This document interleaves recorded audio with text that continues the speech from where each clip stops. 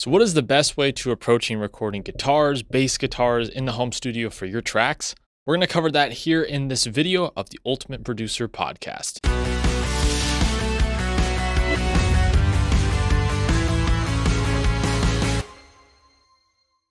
Hey everyone, welcome back to Make the Music. If it's your first time being here, go ahead and like and subscribe to the channel. This is the Ultimate Producer Podcast, where I walk you through what is the best way to construct tracks, get great sounding mixes and songs in your home studio using inexpensive tools and using your ingenuity to get the best recordings possible. Today's episode, I'm going to go over what is the best approach when it comes to recording guitars, guitar tones, everything involving that, what we should do, what is a good approach for you in your own studio, and how to get the best sounds, how to get the best final product. So I want to go over all of that here. Leave a comment down below. How do you record guitars in your home studio? Do you use amps? Are you using plugins? Are you reamping? Are you using modelers? There's so many different approaches. So I want to hear what you guys do in the comments down below, and then we can get a discussion going. Anyways, in this episode, I'm going to launch into what is the best way to record your own guitar tones. So obviously, back in the day before software, amp modelers, all that stuff, we had guitar amps and we had guitar cabinets, and you had to take a microphone to the guitar cabinet and literally record the mic output. You literally had to record the sound coming through the guitar cabinet, and that's how guitars were captured. Yes, starting in the late 70s, 80s, we started to get more things like boxes. Tom Scholz created something called the Rockman, where you could kind of go direct into, the console or whatever, or direct into cabinets. That way we had some low output cabinets. So we're starting to get some innovation in the late 70s and 80s. But in terms of digital modelers, yes, there was some stuff like in the late 90s, early 2000s, but the software was not really catching up with what the sound needed to be. It was not really superior to the amped sound. I know you had things like the Line 6 Pod, which could get a variety of sounds. You had some options there, but the fidelity was not quite there yet. It was definitely a big difference. There was a lot of digital fizziness. And even through the 2010s with modelers, things started to get good with things like the Axe effects. Of course, the Axe effects was kind of one of those to break through.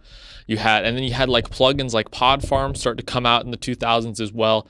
And then you kind of had this explosion, I would say, in the last 10 years of what I would call plugins, amp sim plugins, and even modelers have gotten significantly better to where there's so many options now for recording your guitars in the home studio. You don't have to mic up an amp anymore. You don't have to mic up a cabinet anymore. We have so many viable options now, but that wasn't always the case. And even I would say 15 years ago, yes, there was something like the Pod Farm plugin, but now it's even kind of considered to be inferior to what is out now, to all the great stuff we have now. I mean, we have so many different modelers. We have the Helix, we have the Neural DSP stuff. Even something like inexpensive, like I used the Flamma X200 or something for when I play live, and I've done some tracks with that. And it's like a $200-300 modeler, and it sounds incredible. It sounds better than a lot of the plugins that came out 10 years ago. And in terms of plugins, I mean, it goes on and on. We've got Bias FX2, Amplitude, JST, Neural DSP stuff. It goes on and on how many plugins there are now. I can't even keep track of them. And it seemed like when I got started in this whole recording thing like 10-ish years ago, there were 4 or 5 main players in terms of plugins, but it was still a developing thing, and they ate up a lot of DSP. They carried a lot of weight in terms of weighing down your computer. There was still a lot of digital fizziness. The IRs weren't quite there in a lot of cases, and so it was still a developing thing. But now it's like there's so many options. There's so many lightweight options that even free amp sims that I've gone over on my channel that sound incredible. There's really been a lot of development in it. So we have a lot of options when it comes to recording guitars, bass guitars, and electric guitars in the home studio. So what should we do? Well, let's think about option one, the traditional option. We've got amps and cabinets. Is that really a viable option for you? It might be. If you have the space for amps and cabinets, you can create a lot of noise, if you want to actually do it that way. I know that you can capture impulses now, and there's a way to do that. That's kind of a separate issue. What I'm talking about is actually turning on your amp, miking up a cabinet, and recording it that way. Is that a viable option for you? If you know what you're doing and you have a good sounding head and a good sounding cabinet, an SM57 microphone that goes into your interface, and you know where to put the microphone on the cabinet to get a good sound, by all means, go for it. But I think a lot of us in the home studio realize that's not a viable option for us. If we're recording late at night, there's neighbors around us, we live with people, no way you could turn on your Marshall JCM 800 and mic that sucker up at 2 a.m. And record guitars. That's just insane. If you've heard an amp, a real tube amp, at the volume it should be when you're playing live or when you're recording it, which you don't have to turn it up super crazy loud if you're recording it, but you have to get it to a volume where it does saturate and you do get a good sound out of it. It's super loud. I mean, it's crazy loud how these things are. That's why people often have built separate rooms or recorded in separate rooms. And, in studios, they had rooms where they mic'd up amplifiers and it's still super loud. It's just not really a viable option. It's just not really something that you can do in a predictable fashion or in a way that you can repeat, right? Maybe as a one-time thing. But if you just want to record a demo, are you going to turn on your amp and mic up your cabinet and do all that and set up all the cables and take all the time to do that? I just don't think that that's a viable option. If you want to do it, go for it. I love the purists that go out and do it. I'd one day love to have my own amp and cabinet and try recording some tracks doing that. I absolutely want to try it. I absolutely want to do it. But for me right now, it's like I have a small space and I have a limited amount of time to set things up. I don't have time to go through and set up an amp and cabinet or the space or the money. So kind of getting rid of that aspect of it, I just don't think it's viable for a lot of people. So that's where we get into, there are things such as capturing things that are able to model and capture IRs directly from amps. So you kind of get this middle ground where you can turn on your amp, but they can go into what's called a load box, and you can actually load impulse responses into that. This is a good happy medium for people who have maybe acquired a lot of amp heads. So if you have some solid amp heads that you're using, Marshall JCM 800, Mesa, whatever it happens to be, PV50, 150, these load boxes can be expensive. I think they can be thousands of dollars ranges or a couple $100s now. Maybe they've gotten even cheaper, but you're able to run that signal from the amp into the load box and then into your DAW without any of the problems of the volume, without any of the inconveniences of miking it up. I think this is a really good solution for a lot of people who are a little more tone purist. They're a little more attached to how their amp sounds. I think this is definitely a viable solution. But even more viable than that, I think would be something like we're seeing a lot of amp modelers these days. And what's really nice about a lot of these amp modelers is they actually usually come with software. So typically with these amp modeler, the Helix, I have the Flamma. There's so many, right? There's so many modelers out now. It's crazy, and they all sound good. You have to modify the different parameters on the modeler itself by clicking the things or whatever. And usually the screen is, it's fine. It's fine. It works. But a lot of the times, if you connect USB, you can usually download like a software module where you can modify the actual unit inside of software and build presets there. That's also a great approach as well. So you can set your presets and then just run the modeler, run the signal, whatever the output signal is, into your interface and into your DAW that way. I've recorded guitars that way when I want a specific sound from my modeler. And so that's a very viable way to do it. It's quiet. You get to use the equipment you do have, and you get to modify the presets from your computer. So there's nothing wrong with doing that. And I think that totally works if you have a high quality sounding modeler. The ones I've used, some of the high gain tones are a little fizzy. I've had to really kind of work hard with the EQ sometimes on some of them, but they sound good. They can get good tones out of that. But I think what the most viable option is when it comes to recording guitars and bass in the home studio is using plugins. And I know people are going to have a variety of opinions on that plugins aren't good enough. They don't sound as good as amps. And I'm working on some videos where I kind of shoot out different plugins as well to see if there's a big difference, if we can notice the difference. But plugins have come so far, and they really have the advantage of being able to throw the plugin on your direct input signal. So you can record a DI directly into your your DAW via your interface. So you connect your guitar, you plug it into the interface, it gets a signal, and then you can throw a plugin on that signal to simulate an amp. And so that way you can change the tone at any point. That can also be a bad thing because it can lead to endless options. It can lead to option paralysis where we never actually decide what the guitar tone is going to be. So I actually do recommend that people get an experience of building tones and committing to them before you become obsessed with using different plugins and things like that. But because you're able to record a dry signal and then throw an amp sim on it, and there's so many good ones, Amplitude, Neural DSP has stuff. JST Tones has stuff. I'm sure I'm even behind on what the newest best thing is. I've been using Bias FX2 for years. The Through Overloud by Slate is an amazing sounding one. There's so many great free ones. Is that you can record that dry signal and then put the amp sim on, and then you can decide what amp you have depending on what tier you buy in these amp sims. Some of these are monthly, and you get all the amps as well. But you get to select the amp, the drive pedal. You get to mess with the cabinets. Sometimes the cabinets on these amp sims aren't great, but you can easily buy third-party impulse responses, which are just simulating cabinets and mic positions for like $10. I mean, these packs for IRs are usually like $10. Find a cabinet sound you like I like Marshall cabinet sounds, and spend $10. Usually get like 20 impulses, and you can use that on everything. But nowadays, even these amp sims have really good sounding impulses as well. And if you know how to use the mic position, you know how to use EQ, you can get a great sound out of it. I'm not saying that these are unviable by any means, because they're not. Especially if you're just in like recording rock stuff and you're not super ultra specific about the tone you want, you can get a great sound. And so you can throw these amp sims on, and then you can mess with the tone after the fact recording. Or if you're doing a demo, you can just use these amp sims to quickly kind of dial in a tone and record your demo. And then later you can go back and decide what you want your final tone to be. Or even better, you can then reamp that DI through your amplifier or through something else to get your final tone.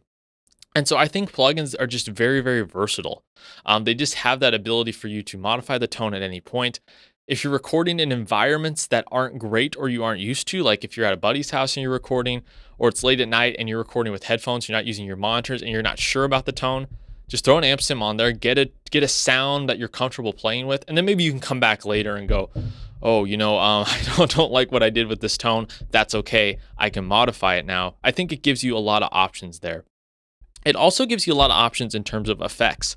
So if you use delay, reverb, chorus, anything, and you're trying to get a cool sound, sometimes when I'm recording, I find that at times I overdo it a little bit with the effects. So sometimes I'm really in a mood. I'm recording a track. I'm like, oh, I love this reverb. I love this delay, and I do it all on recording day. And then I come back and I went, you know what? I kind of overdid it with all these effects. Let's dial it all back. Or all the tones I recorded on X day were all too bright. You have the ability to dial that back. And so that's why I'm a big proponent of using amp sims, especially if you're starting out in the studio and you don't know what great sounds are and you don't know what good guitar tones are. A lot of these amp sim plugins, I know Amplitude and Bias have it. They have a tone cloud now where you can download other people's tones they've built out. And I know I've built out like 40 plus tones on my channel trying to teach you how to build out guitar tones, because it is a process. It is something that you have to learn. But there is these tone clouds where you can go on and see how other people constructed tones. That was super helpful for me when I started out, because I didn't know what a good tone sounded like, especially if you're a guitar player. You've only played in live settings. You never have recorded. You don't know how to construct a tone that works in a mix, because what works live or what works when you are jamming is completely different from something that works in a mix. Something in a mix is going to be very mid-range focused. It's not going to have as much gain as you think. It's going to be drier than you think. As opposed to when you're just jamming with your buddies and you got everything turned up to 10, you got all this reverb, you got all this delay. It sounds super cool. That's not what a guitar tone sounds like if you listen to stems in a final mix. And so I was able to go through, download these tones in these tone clouds and go, okay, here's a high gain Marshall sound. Oh, this is how the settings are. Gains at about 6 or 7. They've got the mids here. They've got the treble here. Here's where the presence is.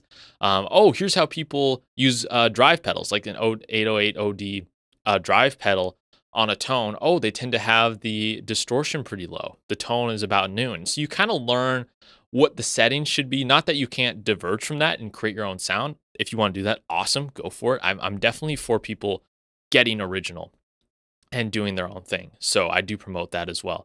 But you find how to get something that's usable, because when you start out, you find that the tones you're building aren't really that usable. They're not working in the mix that well. But when you download other people's tones, you're like, great, I kind of have an idea of how to build this out. And so I love the networks that are in these tones, such as Bias FX2 and Amplitude. I'm sure other amp sims, you can download their presets or see how other people's presets are. And so it gives you a much better idea of what that sound should be. Now, there are a couple pitfalls to using plugins, and you can do all the same stuff with bass guitar. They all usually come with bass amps, these plugins do. And because bass is very much you can get by with like a DI or using something like a Sans amp simulator, which there's free versions of. I've done a video on a free version of a Sans amp. I'd say it's even less required that you need to mic up your bass guitar, because even back when they recorded records in the 70s and 80s, a lot of times bass went direct into the console. So, you don't even have to worry about that. I do like using something like an Ampeg simulator on bass to add that low end thump. I think it really adds a lot to a rock mix. But with bass guitars, they're even less convenient to mic up, I would say, than an electric guitar. So I'd really recommend taking that approach with it. But you can use all the same approaches with bass guitar. But a lot of times the questions are about electric guitar. There are a couple downsides to using plugins, though, I would say, for electric guitars. One is because you have all these options, now you don't have to commit to a sound. And I think that can be a big problem for a lot of people, because they get really stuck in finding the perfect guitar sound, which really, to me, guitar tone actually doesn't matter as much as people think in rock and metal mixes. They're kind of interchangeable if you kind of get the basic principles right. If you don't know what you're doing, yeah, then that's going to be an issue. But if you do know how to dial in tones, it really doesn't matter what amp and cabinet you use, as long as you get something that's kind of workable. But for example, if you're in the tracking stage and you used a plugin, you got an amp sound you really liked, and then you get to the mixing stage and you leave the plugin on, that's when we start to run into the problems in terms of using amp sim plugins. Because now, at any time in the mix, you can change the amp sound, and that's going to change the entire EQ curve of the mid-range of your entire mix. So that's going to affect the vocal, that's going to affect the snare, that's going to affect definitely where the bass lives. And so you're kind of chasing your tail, you're kind of going in circles if you're constantly changing the guitar tone in your mix. So it's like if you have a Marshall sound, great, a lot of mid-range, you get everything else to fit in the mix, and you go, you know what, I want to swap it out for a mesa tone. That's going to completely upend how your mix is sounding in terms of the balance of the EQ. And so that really can be self-defeating in a lot of ways. So when I go to mix guitars, I would say 95 to 99% of the time, I bounce down all my amp tracks. So I will render them all down, so it's like I recorded an amp. And I think that learning to commit to a tone when you get to the mix is super important to help streamline your mixing process. You can always, if the tone is really that bad, if you really screwed up, or if someone gave you these tracks to mix and they really messed up, you can always go back, fetch the DIs, and then do another run through. But I'd even recommend, if you did that, bounce it down, get a new sound. Don't just leave a plugin on. I would really recommend doing that to help sort of streamline your mixing process, because you can get stuck in messing with mic positions on an amp sim cabinet, tweaking the EQ on the amp and drive. You can get stuck on doing that all day. And I know a lot of experts, they mix and they use plugins directly on the mix and they don't bounce them down. I know a lot of guys do that. That's totally fine. But I recommend starting out, learn to commit to sounds. And learning to commit to your guitar tone, I think, is a big part of that, because you can get stuck messing with your guitar plugin a lot, and it really can be, it can kind of backfire on you in quite a few ways.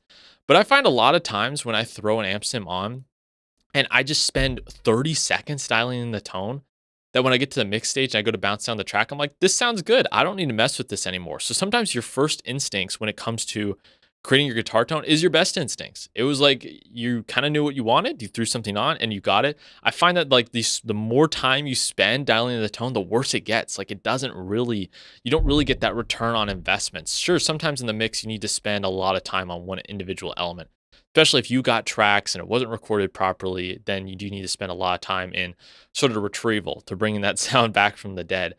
But if you created the sound and you knew what you were doing and you had conviction about the sound you wanted, just stick to it and commit to it. And if it really, really, really, really doesn't work and it sounds horrible, okay, go back to the DI, reamp it, is what I would say. You can always have that safety net. It's okay. But you don't need that safety net there during every moment of the mix, I would say. So that's the biggest drawback when it comes to amp sim plugins, is that you kind of have that option paralysis. So you have a modeler and you record directly into your DAW, that's the tone, you're stuck with it. An amp, you're definitely stuck with it unless you recorded a DI simultaneously to it and you go back and reamp it. But it's like, if you did that, it's like, why create the amp tone in the first place almost? It's like you could have just recorded the DI and reamped it. But when you're using a modeler or an amp, yes, you're stuck with the tone, and in some rare cases, you screwed up so bad that you got to retrack guitars, which when I covered in my interview with Nick Burgess, it was like, it's not the end of the world if you have to retrack stuff, especially if you're recording your own stuff. If you're recording a different band, that or another band or someone else, that's a little different. I understand the precaution of getting their takes and their DIs because you can't replay their stuff. But if it's your stuff, the worst case scenario is you have to retrack it. Big deal. You retrack it. I mean, people do that all the time. Yes, it's a little extra time, but for the recording, it's worth it. So at the very worst, you have to retrack your stuff. Big deal. You set up the stuff and retrack it. But the very best, everything is streamlined. You got the tone you want on a recording date and you committed to it and there was a vibe there. And so that's what you get with amps and modelers and things like that. And like I said, the plugins, because they're quiet, because they're inexpensive, because you can throw them on the tracks, I think they provide a lot of value there. You can modify them later. But like I said, the danger is not committing to a tone, getting stuck in mic position cabinet world for a half hour with your mix. By the time you wake up, you don't know where you've been or what you've been doing. So that is the one drawback of that. But when it comes to recording guitars, bass guitars in the home studios, those are sort of the approaches that are most common that we're able to outline. And I think it really matters. The music you're recording, the context of the recording really does matter. If it's live and it needs to have a garagey, grungy live feel, go ahead and mic up the amps. Like that's probably a cool way to do it. If you really like the modeler, the way it sounds, it gives you a unique tone. Go ahead, use your modeler. But if you really are into convenience, time, ability to modify the tone a little bit later, then use amp sim plugins, but really use what's best for your workflow, and don't get stuck in this trap of I have to use plugins or I have to use amps or modelers. All these things are here. All these things are tools for you to get the final result in your song. And as long as you use them properly and understand what you're doing, you can get a great result from it. So that's just a quick overview of, in this podcast of when it comes to recording bass and electric guitars in the home studio, what your options are, what are some of the pros and cons of each. I hope that was helpful. Like I said, in a comment down below, how do you record guitars in terms of your amp selection? Do you use plugins? Do you use amps? Do you use modelers? I'd like to hear what your approach is down in the comments below. I'd always like to hear advice, and we can get a conversation going about how we can help each other with regards to recording guitars.